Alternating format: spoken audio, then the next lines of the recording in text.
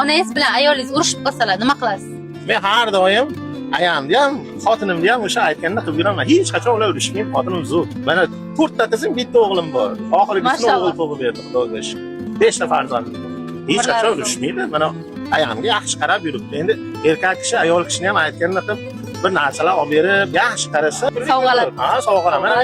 Mana bular bilishadi, u o'g'il tug'ib berdi, yangi mashina olib berdi. Mashalloh. Qanaqa mashina berdi? Oniksa berdi. Yaxshi qarasa ayoliga mazza qilib yashaydi. Sizda energiya nimadan bu? Bunchalik Energiya o'sha ayolim telefon qilib, yaxshi yuribsizmi desa bo'ldi. Mana shuni o'zi yetadi. Maylimi, hozir kinamga telefon qilib, yaxshi ko'rishingizni aytsangiz. Oladimi telefon?